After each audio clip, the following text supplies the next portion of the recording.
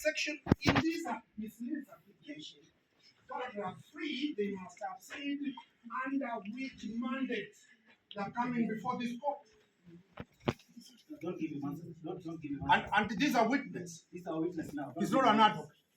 Let him come in front of you. Let him not be given answer. No. Your Honor, we plead with our colleagues to just remain respectful. We know that they are very good people. Let us maintain the decorum. What we are asking is, as the court has suggested, put the law to the witness. Don't ask the witness to refer to the law. Very well. We do not mind if you read the law to him and ask questions. Read paragraph 3. I did write it. Paragraph 3.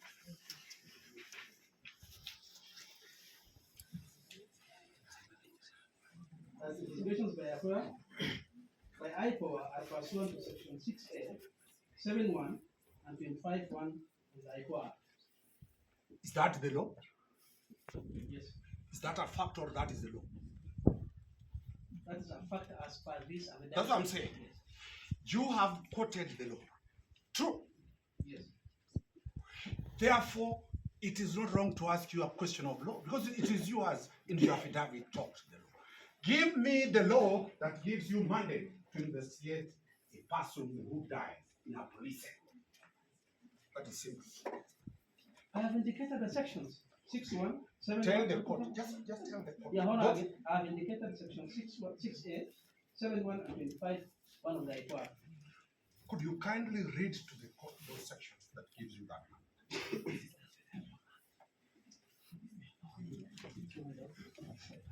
The Ipoa, just read to the court those sections for the benefit of the whole world. Don't work for Ipoa. Because we did not anticipate that a witness of fact will be made to read the law, we didn't carry a copy of the Ipoa Act. If they insist that they want to read it, let them just read it. This day and age of technology for selective amnesia when it's gonna. It is on any phone. Just read. Read the section.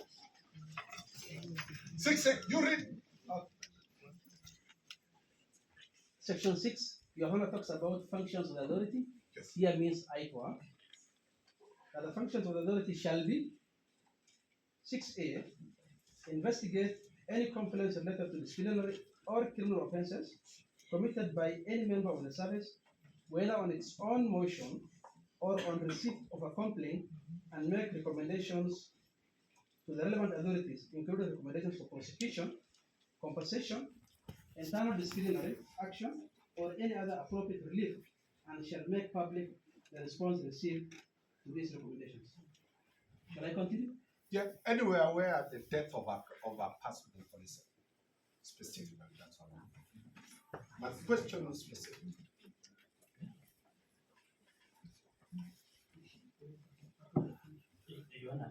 JV allowed the witness to read. This is a question. Sorry, Your Honor. Before you even say anything, this is a question that has been put to this witness.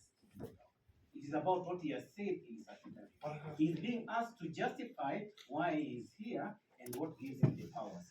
The state, who has not been asked a question, can now stand and start giving him answers or start supporting him. Let him answer.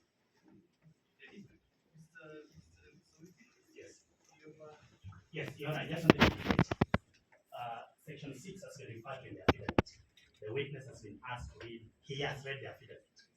The witness is being asked about the law supporting an action which is not in the affidavit. That's where the difference is. The witness is saying that section 6 allows us to do A, B, C. But counsel is asking, does the law allow you to do A, X, which is not in the affidavit?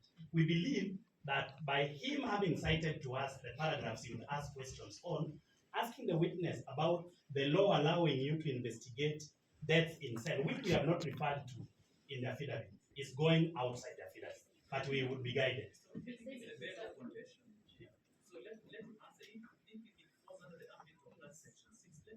That's right. That's right. That's right. And the question we are here about is specific to them inside a police cell. And that is all I'm saying. If he says that section, then the court will go and make a ruling out of it. That's all we're asking. sentenced to death in a police cell. In police custody. It's not you to settle my question. I've asked you my question. You can't set a question and answer yourself.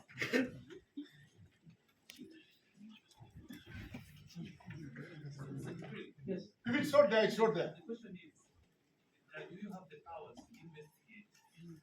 We have powers to investigate death that occurs under police custody. And that's good enough. Yes, and custody Doesn't includes mean the service. court has gotten what we have asked. The question has been answered. We'll do submissions on it. That's all. Let's go to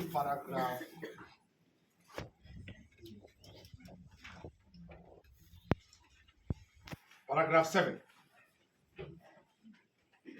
You have paragraph 7? Yes, Read to the court what that paragraph says. Your Honor, the paragraph says that the respondent was arrested on 13th June 2025 by DCI officers and subsequently handed over to Ipoa and was later moved at the Kata police station by OB 50-13-6 of 2025 at 18:05 hours. The DCI officers arrested him at what time, according to your there? Said around 3. You read exactly what you're saying.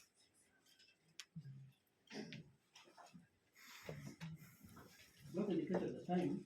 That's what I'm asking. Yes, It is not indicated when the DCI officers arrested him. yes, Where did they arrest? at the DCI headquarters. And not Eldoret confirmed that the accused was not arrested at Eldoret. The respondent. According to the officers who handed over me to Mr. Talam, the officers informed me that they arrested him at the DCI headquarters. Thank you. I'm putting to you that Ipoa released false information to the public that he was arrested in Eldoret en route to escape to Uganda. That is not my advice. I'm saying what is in social media is that the respondent Your was Honor, I arrested. can only answer what is in this affidavit. Sorry, Your Honor. Let's not digress to those issues. Yes. Let's proceed on the question of arrest. Are you aware the Director of Criminal Investigation, my friend Mr. Mohammed Amin, said the respondent is a person of interest? That is not in my affidavit. That's why I said, are you aware? If you're not aware, you're not aware. Counsel, please ask me what is in this affidavit. I'm not going to, Your Honor, I'm not going to answer anything outside All the right. affidavit. I put it to you that based on the DCI mentioning the respondent, on that day at 2 p.m., he presented himself to the DCI headquarters in the presence of his advocate, Ojwang. Are you aware of that? If you say so.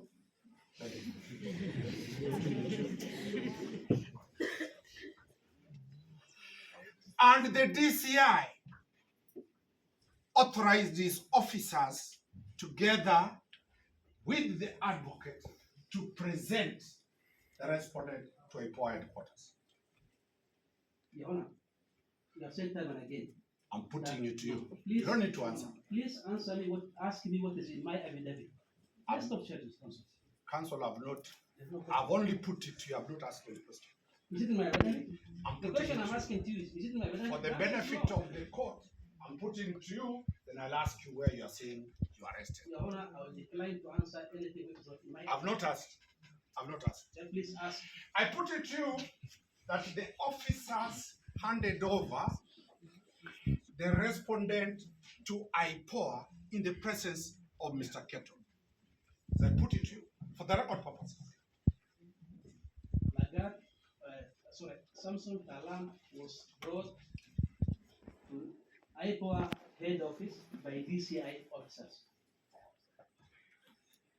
And he did record a statement at Ipoa in the presence of his advocate, Ojwang Kiprono. Who is it? Is that my name? I'm putting it to you, counsel. You are a counsel. When it's a question, I'll ask you a question. I'm only putting it to you Please for ask knowledge me. purposes. So now, if those are the facts, look at the paragraph you said was arrested. Paragraph 7. Now I'll ask you questions from there. Read. I have read and read. What is the question, please? It's a long day. It's a long day, This is rich, it can drink water for both of us and council. It's a long day. Can you confirm that paragraph 7 is not true, that he was arrested by the DCI officers? The respondent was arrested by DCI officers after he presented himself and brought to Ipoa. Do you have any evidence material to that effect? I've given you the scenario the way it was. The fact that he was brought under the escort of DCI officers means he was arrested and brought to The Ipoa. court has taken that. Let's go further. Sorry, Your Honor, I think this may be my last objection. We hope that counsel is not proposing to court that he has an alternative set of facts which the court should take note of, because counsel is not a witness. If he wants to give us his alternative facts, we would expect an affidavit so that we also put him on a dock and cross-examine him. Until then, the only factual matter we have is the one given by the witness before court. The only way to prove a falsehoods is by bringing facts that are true. The affidavit is full of falsehoods. We are putting exactly the scenario, and your witness has not recounted any. Sorry. Your Honor, I am a believer on the law and procedure. What I understand by the law of affidavits is that a person cannot give us factual matters, especially a lawyer or an advocate, from the bar. Right now, we have affidavit evidence given by this officer. We are having an alternative set of facts, which may be true. We have no reason to doubt it. But until we have an affidavit, all that is telling us is, I put it to you, and we hope it does not go to evidence. So just to allay you, Yes, the evidence that I'm presenting is from that's right. Thank you very much. not from Mr. Danston. Thank you. Because as we put, right, it's not giving evidence. Correct. I'm not. He knows the procedure. Thank That's you. why. He's a teacher of the law. Yes, Thank you. and that's why I told you, Willie now is mature to be a judge. Thank you very much. Let's proceed, Your Honor. Paragraph 9.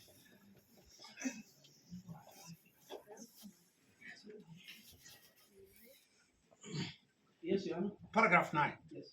You have said what about the position of the OCS? The respondent at the material time of the incident, he was officer commanding Central Police Station, extensive command of the Central Police Station, hence persons of influence, and has capacity to interfere with the ongoing investigations and likely influence. Do you have any evidence to show that he was in full command of the police station on that? As an OCS, No, I've asked a simple question. It is either you have it or you don't have it. Do you have anything, either duty roster or something showing he was on duty and in command? you all know what that word asking is, that you're the presiding magistrate here. Do you have the power over this court? I mean, once you are an OCS, you have got a power over that station. Come on, counsel. We have agreed that you don't. You are looking for it. Let me put it fine. And let me put it to you. And the Honor, just to answer also, whatever evidence that I had, I put as an extra.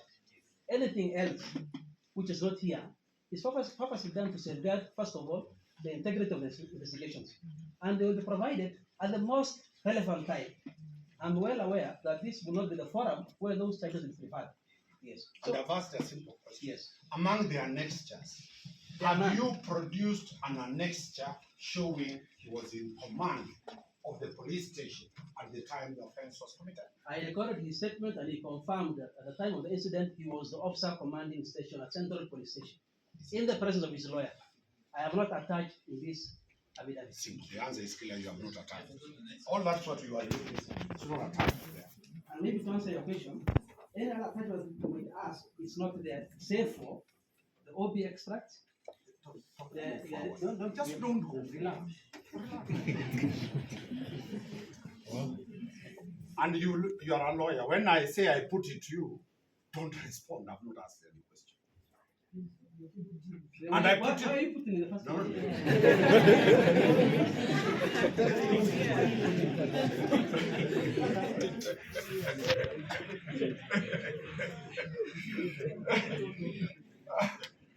Really went lost without that. I know.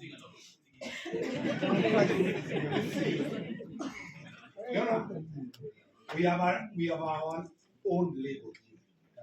Allow us to proceed. What is relevant, what is not relevant, leave it. I put it to you that the OCS, the police station, and the deputy was in command as an OCS. That is not in my agenda. And I put it to you that the OCS was never near Central Police Station. That is not in my agenda. Thank you. The world has heard it. It's not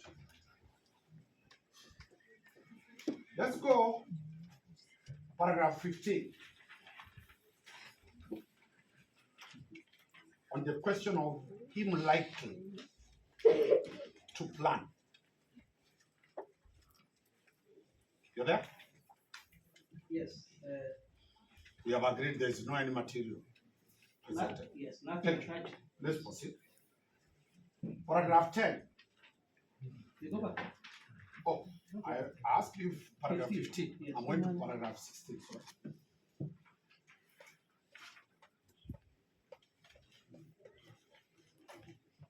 Still no material attacked. It is either very serious material you have kept, no material attacked. Yes, Your Honor. Thank you. Paragraph 17 about the CCTV. No material attached, Your Honor. Thank you. Paragraph 18, No material attached. no material attached. Paragraph 17, I've gone back because there's a question I want to ask. Please ask. You have said about the CCTV cameras. Do you have possession of the scene of crime as of now? No. Who is in possession of the scene of crime? The scene of crime was processed and released. Remember, that's a police station. You cannot hold a station as a crime scene for a very long time. So we have released to the relevant authorities. Is that on off? Because I was there yesterday. It's not true that the scene of crime has been released to the police. Is it still a scene of crime, or it is non-operational police station? That question is not, it's not in my agenda. You've run very fast. You could not lie that is it. So you cannot, there's no material to show that. Nothing as such, Your Honor.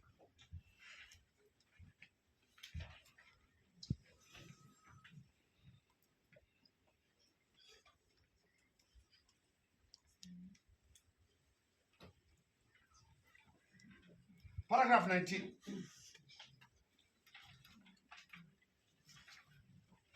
You read it? Yes, Your Honor.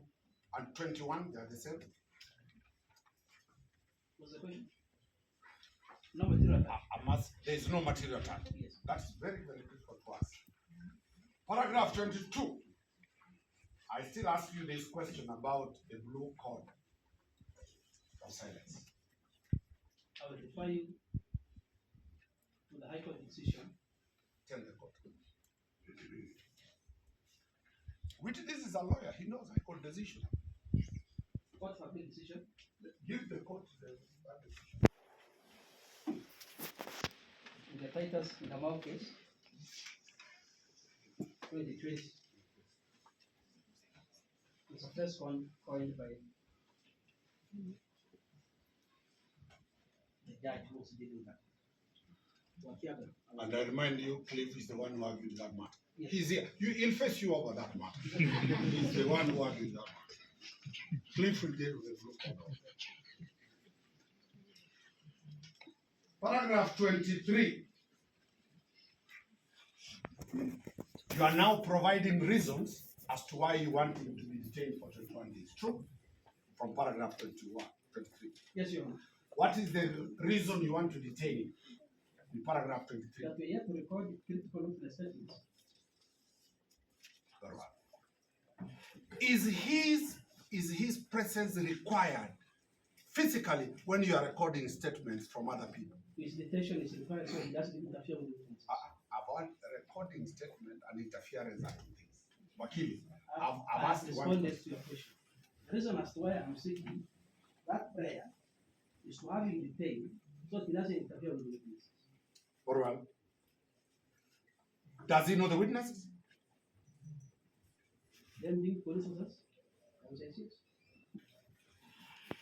Is there anything you have shown of any attempt to interfere with witnesses? Because counsel, you know very well, the authorities, the Sagare, Duat Sagare, Cliff will ask. The questions I'm asking is to prove, have you demonstrated by material your vermin? Nothing attached. Thank you. For that.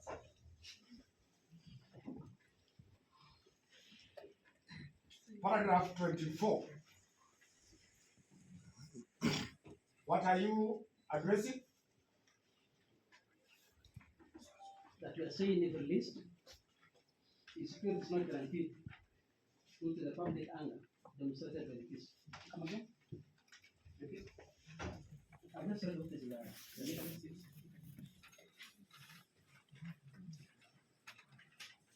Yes. I'm saying that the gruesome murder of the deceased has elicited widespread public anger. Therefore, if released at this point, the respondent's security cannot be guaranteed. Mr. Witty took us a lot about the case of Oscar Sudi. Heavily. Have you ever had a chance to read paragraph 32 of that decision of Professor Justice Joel Ngugi? Not in evidence. It's not in your affidavit. For the benefit of doubt, you are saying you want to detain him on two limbs. One, for the safety of his life. True? Yes. Do you have anything to show that his life is in danger? Nothing attached. Do you have anything to show that he is a danger to anybody of the public? Nothing attached. So it is an apprehension. Yes, Your Honor. Thank you. It is an apprehension. Lawyers swear to be correct. It is an apprehension. And you are very aware that the National Police Service is the one mandated to provide security for everybody in this country, including the already convicted murderers. You're aware of that? Not in evidence. No. You will feign to be not understanding what I'm asking. I'm asking you this question. The duty to protect life and property falls under the police. If you say so. And this country is not a banana country where the rule of law has broken. So it is not right to say you are preserving his life in cell. And he pays taxes.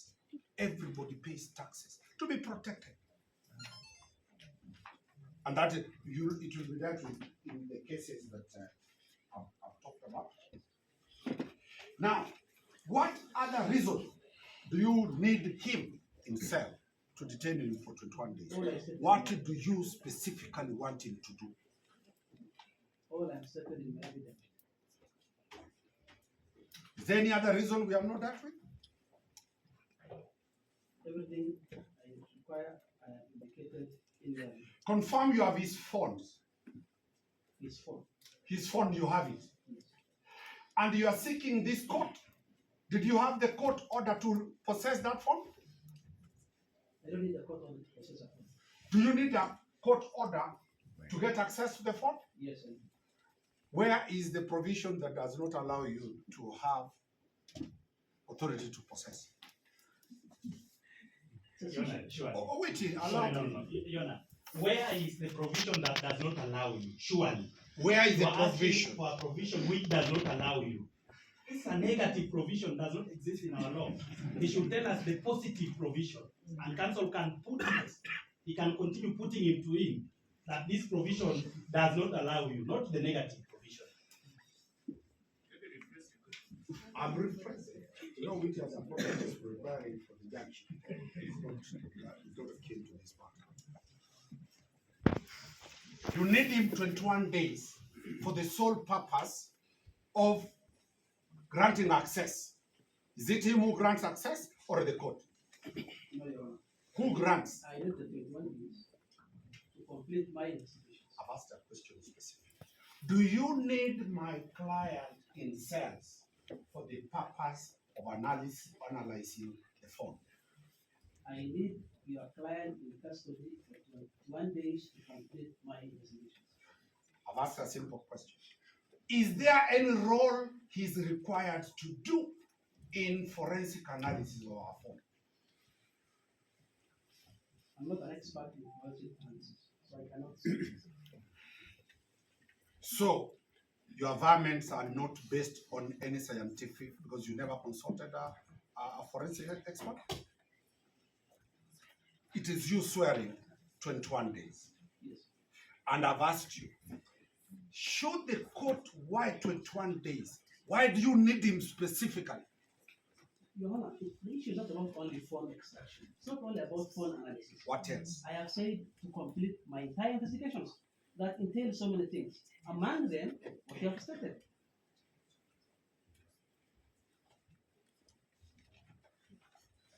And ask me.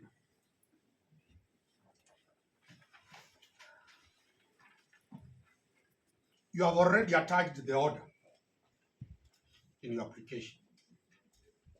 Look at it. We have an order.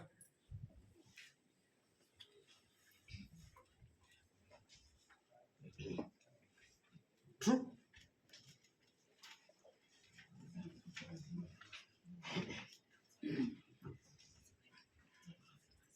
Makori, this is a competent advocate and witness. Let him answer. I have seen an annexure here. Can I check, yes? I've seen an annexure there.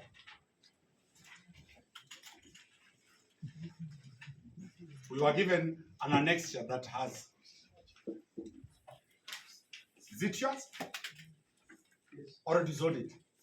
No, it's ours. Very well. Let me ask you the question. You are certain you are getting It's a draft. these orders? Counsel, No. It's a draft.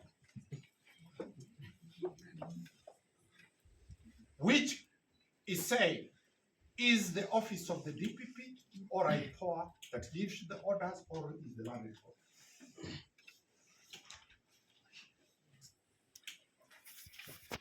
What is the import of you drafting an order?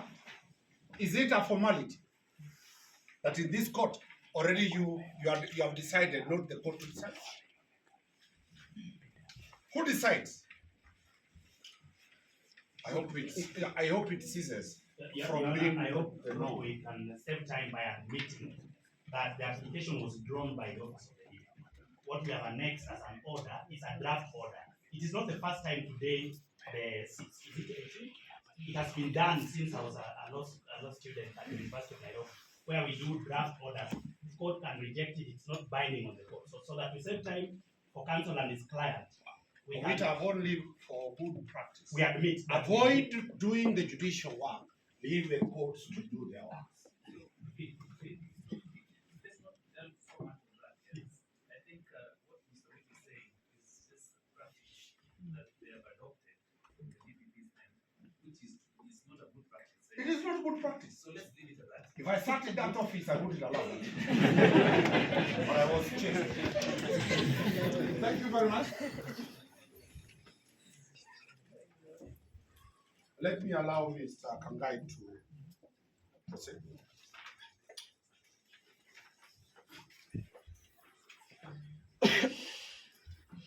Oh, sorry, Your Honor, I said.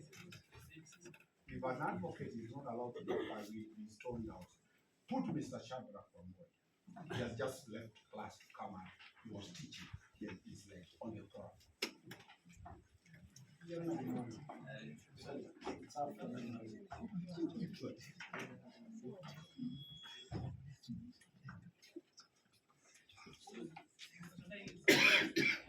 They will release Shadrach, then we'll just try and put it off in order. It won't be a difficult one. After the Shadrach will get to play legal cases, then I'll wrap the application. Better written after the issue of that. Your Honor, with your permission, I will ask very few questions to my colleague, Mr. Jibril. Unlike my seniors, I am the soft one. So, And I hope you are around, so if you don't ask again the same questions which I have already answered. yes, I teach law, just relax.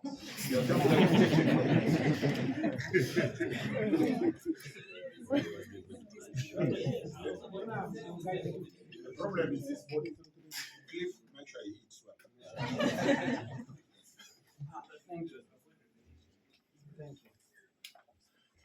Mr. Jibril, I want you to confirm to the Honorable Court that indeed one person of interest in the matter surrounding the death of the late Albert Ojwang is the Deputy DIG Eliud Lagat.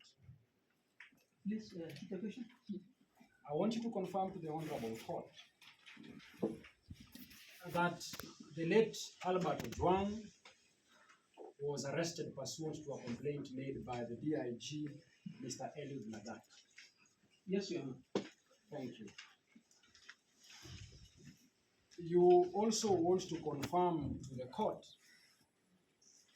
that from your preliminary investigations, the late Albert Ojwang was arrested and put in police cell, largely due to the complaint that was made by Mr. Eliud Lagat. Is that correct? Yes, Your Honor. Thank you. You confirm to the court that the investigations you seek time to continue with are investigations meant to assist you to unravel the persons who should be held culpable for the death of Albert Ojwang. Is that correct? Yes, Your Honor. Thank you. Please inform Your Honor the name of the chairperson of the body where you are coming from. Your Honor, I think we've agreed. I thought I was going to answer is what is in my account. Please, just listen. This is cross-examination. I decline to answer that question, Your Honor. It is in public domain. Who is the head of Ipoa? Just respond. That is your work here. I'm responding. Please respond. Who is the chairperson of Ipoa? That is your work. My response is it's not in my affidavit. Yes. JV just informed you. I mean, Your Honor, we have agreed that I will cross-examine on what is in this account. You and whoever. The chairman of Independent Tourism Oversight Authority's name or his position is not in my affidavit. Yes. Yes. And the council knows who is the chairman. I don't know. I don't know. Please answer. Who is the head of the body where you hail from? We don't have a head. Ipoa does not have a head. So who is the chair of the Ipoa? Yes, that should be the right question. The chair of Ipoa yes. is one Ahmed Hassan Issa. Thank you. Thank you. Now, you confirm to Your Honor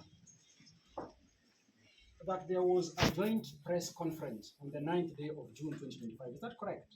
Your Honor, No, I'm not going to answer anything outside my affidavit. Your Honor, if you permit me, just to also give context why I am asking this question. Your Honor, my learned senior and friend, Mr.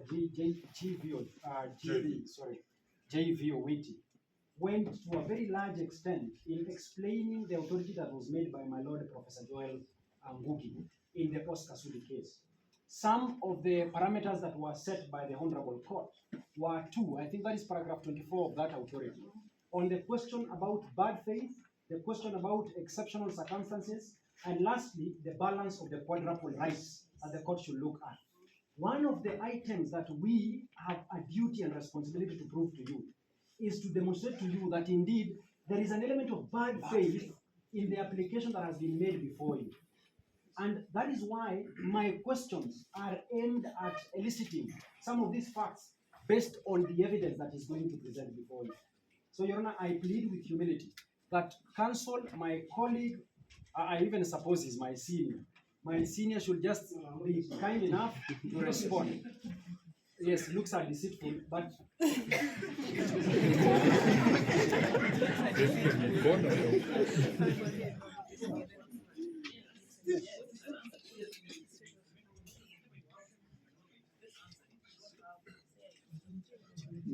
You cannot argue with the court with the decision. You made a decision. You cannot argue with the court. Let me say this. Let me say this for the record. No, let me say this for the record. Your Honor, the counsel who's on the floor asking questions should only answer. Learned Syria should stop pointing at me. You will have your time to answer the questions if you require. The second, Your Honor, the second point I'm making here is that anything outside this affidavit, whether our chair is not within my knowledge, and please stop asking me. Anything outside this, I'm not ready to answer. It's not within my knowledge. I believe. What is the basis?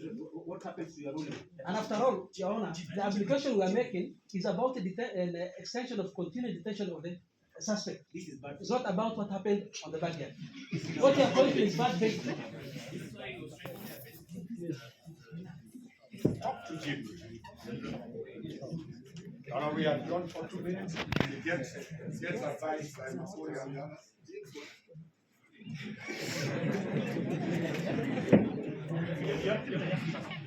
Yeah. No, take a break. You don't need a break. I think No, you don't need a break. You don't need a break. that's one minute.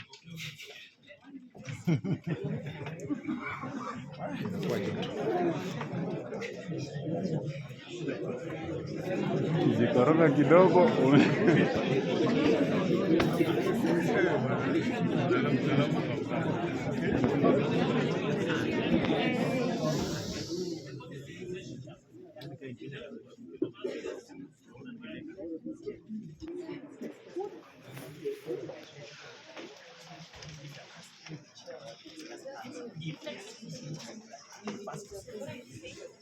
So don't let us use that.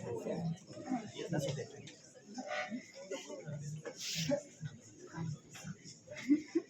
So calm down. Just answer. You're not taking.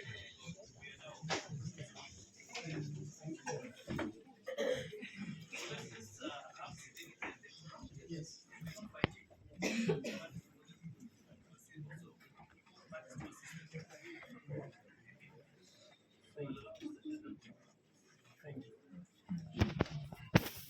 Mr. Jibril, Counsel, please confirm to Your Honor that there was a joint press conference on the 9th day of June 2025 where the chairperson of Ipoa was in the company of Mr. DIG Eliud Lagat and the Inspector General of Police and others.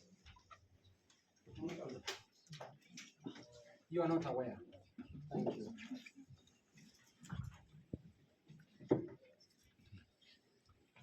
So you have not,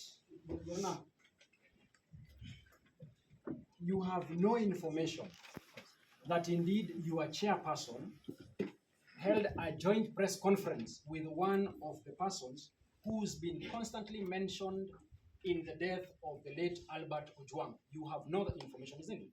Your Honor, the chair held several. No, leave those several. I don't follow the chair. Thank you. I don't follow the chair for his press conference. Thank you. Now, Your Honor, that is very important. You have been very honest with the court. Now, I want to return to paragraph 27 of your affidavit.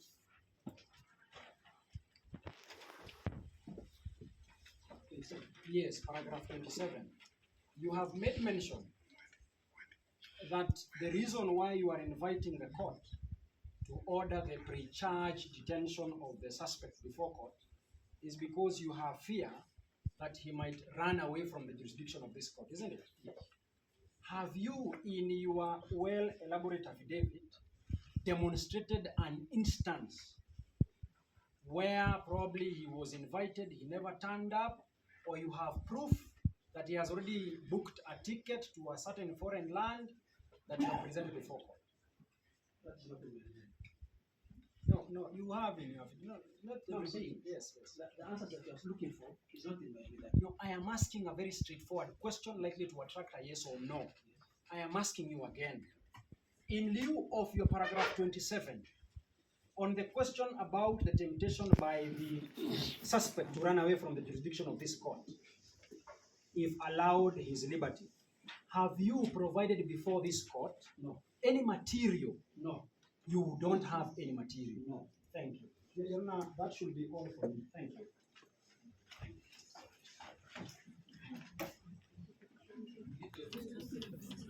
Only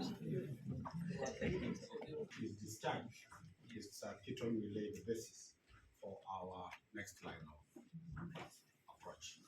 Your Honor, we would like a few minutes of re-exam because that follows cross-examination.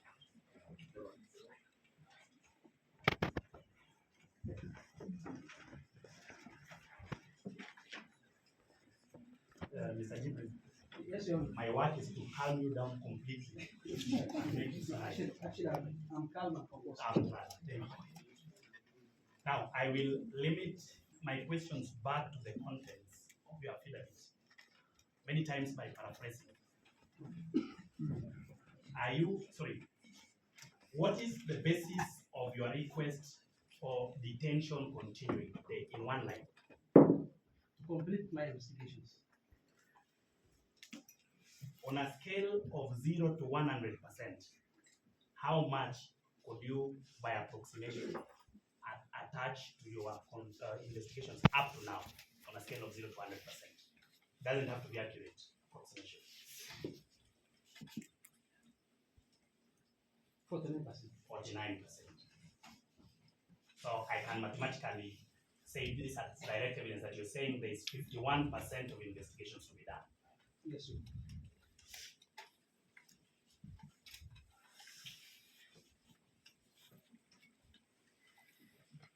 So that there are questions about who is in charge of the cells, who is in command of the station.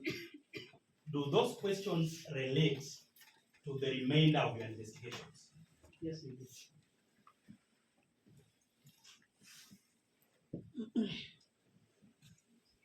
Now, to ask another direct question, are the questions from the defense some of the things you need to investigate to complete your investigations? Yes, Your Honor.